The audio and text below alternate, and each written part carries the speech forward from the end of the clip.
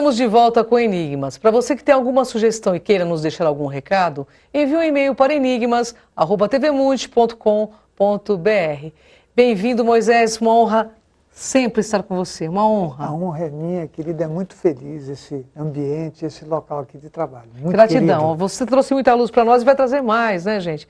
Bem, hoje nós vamos falar sobre a vida fora do planeta Terra através da projeção da consciência. Moisés, conta alguma experiência que você teve, como que é viajar para outros planetas por meio da projeção da consciência? Bom, eu vou começar, como sempre eu faço, do começo, porque eu falo melhor quando eu começo. Claro. Tá? A minha primeira experiência de projeção astral fora do planeta, eu era muito jovem e eu queria olhar a Terra de fora, né? Eu ficava olhando a Lua e falava, puxa vida, eu devo conseguir fazer isso. E a primeira vez que eu saí, eu fiquei fora do planeta, e no momento em que eu fiquei fora do planeta, eu tive uma sensação horrível, porque você não sabe onde é para baixo e para cima, você perde totalmente o referencial. E como eu era muito jovem, o que aconteceu foi que eu acabei retornando para o corpo desastradamente, né? Foi horrível, e fiquei parado lá na cama, falei, nossa, mas que terrível, porque aí você não tem referencial de nada. Então, aí eu comecei a fazer isso homeopaticamente, ou seja, eu ia até um ponto, depois voltava. E depois disso é óbvio que eu acabei, no percurso de tanto tempo de trabalho com projeções astrais, eu comecei aos 7 anos, né? E aí já estou com mais de 50 anos fazendo e anotando, porque isso virou o sentido da minha vida, né?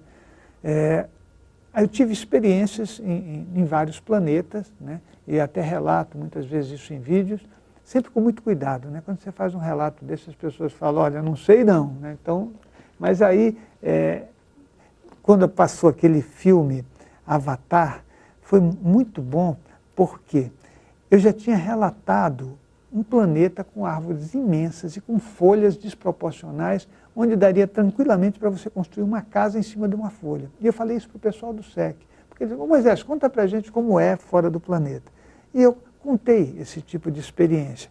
Uma localidade que não tem nenhum habitante, apenas vegetais, que para mim foi um negócio maravilhoso, muita água, né? E eu fiquei pensando, puxa vida, a estabilidade aqui é total.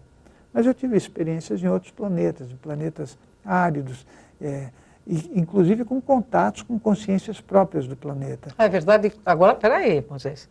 E como são essas consciências? Porque a nossa internauta quer saber, a curiosidade de saber como eles são, como eles se portam. Exatamente. Então, eu vou contar em um planeta em que eu me aproximei e ele tinha valas imensas, ou seja, as valas eram como se fosse um buraco cunhado no planeta, e a minha curiosidade, aliás, eu sempre fiz uma coisa, quando eu fazia essas experiências, eu deixava no criado mudo uma carta para os meus pais. Essas foram as primeiras experiências. Eu dizia, olha pai, eu estou fazendo isso, isso, isso, né? Se eu não voltasse para o corpo, né, se o corpo ficasse ali mesmo e eu tivesse falecimento físico, pelo menos tinha uma explicação para eles do que eu estava fazendo, porque eu já descrevia, né?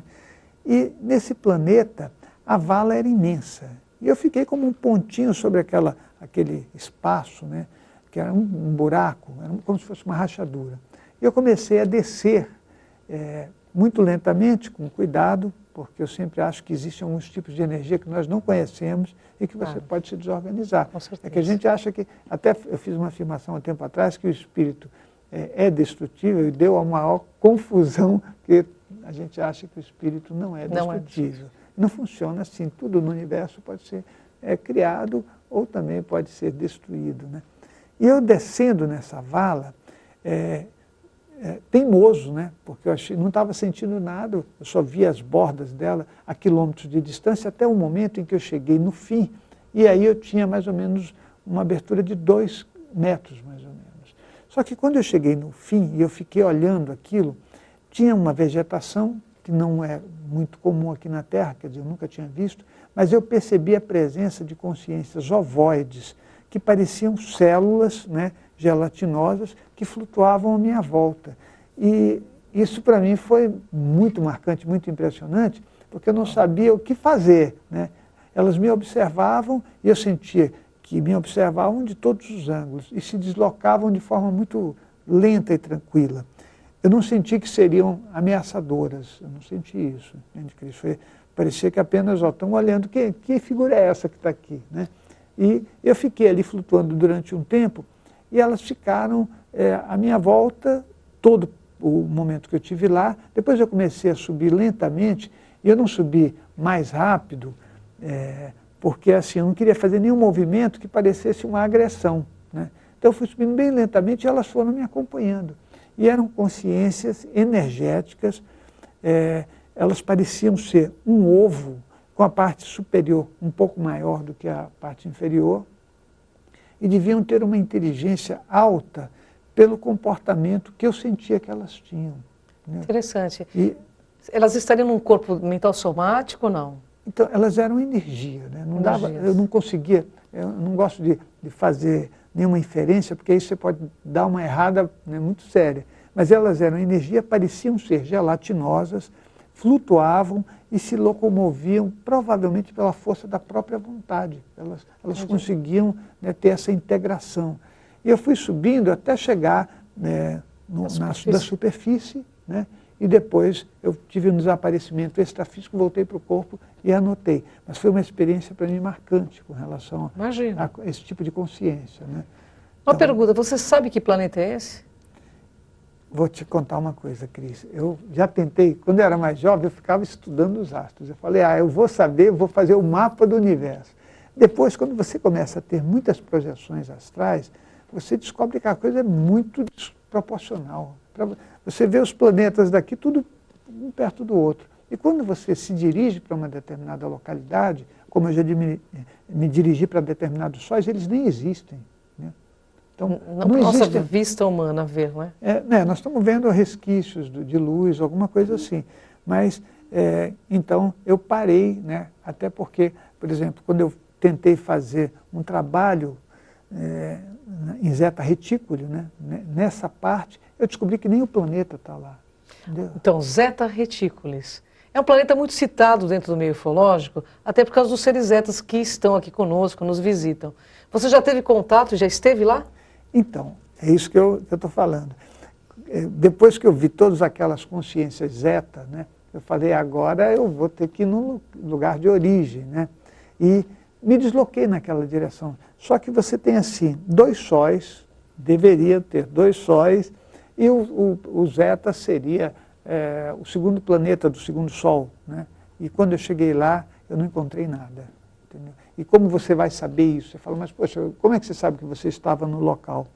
Veja, eu fiz a projeção em corpo astral e depois eu faço a projeção em corpo mental. O que é a projeção em corpo astral? É o espírito. Mas depois você tem um outro veículo que é muito mais sutil do que o corpo astral, pelo menos umas 100 mil vezes. Imagina isso. Então, a tua capacidade de percepção é altíssima. E eu usei o corpo mental pelas coisas que foram acontecendo nesse meu processo de pesquisa, por causa de gravitação, por conta de buracos negros e pela percepção que é muito mais aguçada. Então você sabe que você está exatamente naquele local, mas aí fala, poxa, então anota tudo bonitinho. Eu penso que cada um de nós vai ter que ter essa experiência através do próprio esforço. Com certeza. Né? Então não dá para você falar, olha, fui até a Lua. Tá? Então tá bom, então agora você vai fazer um mapa da Lua, né? Aí você fala, tá bom, posso fazer. Só que se uma outra pessoa for até lá, vai haver uma diferença. Se uma pessoa estiver em condições emocionais muito cheias de crenças, de misticismos, ela vai enxergar uma coisa. É verdade. Aquela que estiver livre dessa tortura emocional que nós mesmos criamos, ela vai enxergar uma outra realidade.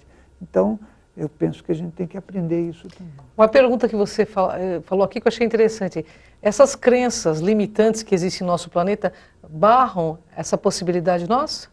Sim, com toda certeza. Você não pode falar determinadas coisas porque as pessoas não vão conseguir alcançar, né? Quando eu falo, por exemplo, de assistência espiritual, nós estamos acostumados com assistência espiritual de imposição de mãos, de consolação, né? Você vai lá, passa a mão na cabeça. Existem assistências espirituais de um nível muito avançado e que, até para contar, isso é uma coisa interessante, eu vou relatar aqui, porque eu sempre falei com muito cuidado. Eu falo para o pessoal do SEC e quando eu tenho que falar em público, aí eu vou cortando tudo, porque eu falo, mas se eu falar isso aqui, eu vou ter um problema. Então, um momento que foi muito bacana na minha vida é quando o Jorge, né, o cantor Jorge pegou e falou assim, mas você precisa falar essas coisas, você precisa contar esse tipo de experiência para as pessoas poderem, mesmo que eles vão te criticar, mas você precisa contar. Algum dia alguém fala, olha, eu também já tive essa experiência.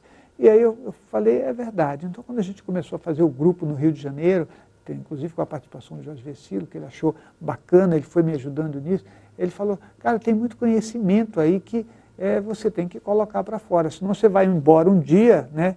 E o que você escreveu não vai ser a mesma coisa do que você falou. É verdade. Mas espera aí, gente. Fique agora com Kátia de Gaia, que a gente vai para um rápido intervalo.